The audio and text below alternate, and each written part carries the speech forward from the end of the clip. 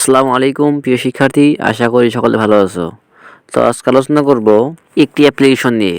অ্যাপ্লিকেশনটি খুবই ইম্পর্টেন্ট, যা পরীক্ষায় আসার সম্ভাবনা থাকতে পারে।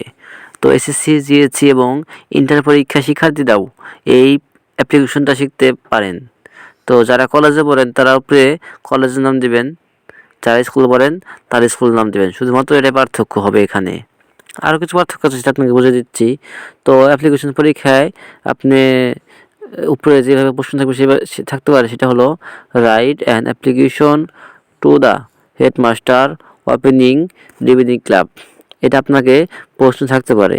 এরপর আপনাকে লিখতে হবে, আপনার শুরু করতে হবে যেভাবে প্রথমে ডেট দিবেন, পরীক্ষায় যে তারিখ ডেট, যেমন 1-2-2025 আপনার যে পরীক্ষার ডেট হবে সেই পরীক্ষার ডেটটা আপনি এখানে দিয়ে দিবেন। এরপর দ্য হেডমাস্টার, এখানে যদি স্কুলে লেখেন তাহলে দ্য হেডমাস্টার দিবেন, এবং আপনি যদি কলেজে পড়েন তাহলে দ্য প্রিন্সিপাল দিবেন। এরপর আপনি যদি স্কুলে পড়ালেখা করেন তাহলে আপনি এখানে স্কুলের নাম দিবেন, আর যদি কলেজে পড়েন তাহলে আপনার কলেজের নাম দিতে হবে। যেহেতু আমি স্কুলের জন্য বানিয়েছি তার জন্য এখানে দিচ্ছি গড়পাড়া জাহিদ মালিক হাই স্কুল। এরপর আপনার ইউনিয়ন অথবা জেলা লিখবেন গড়পাড়া মানিকগঞ্জ।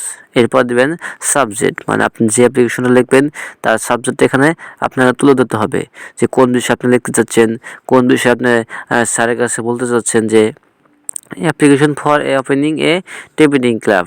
এখানে ডিবেটিং ক্লাবের জন্য একটি আবেদনপত্র। এরপর শুরু হবে আপনার মূল টপিক। প্রথমে দেবেন স্যার, স্যার দেখতে কমা দিয়ে এরপর নিচে লাইনে লেখা শুরু করবেন, with due respect we the student of your school.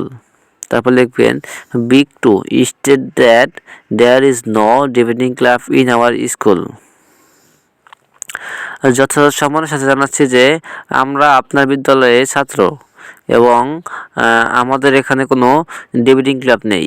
We are very much interest in ডিবেটেডস।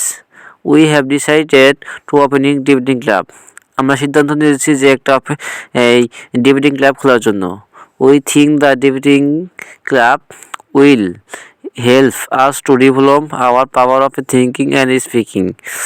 আমরা চিন্তা করছি যে ডিবেটিং ক্লাবের করার ফলে আমাদের অনেক সাহায্য করবে এবং উন্নতি করবে চিন্তা ধারণা এবং আপনার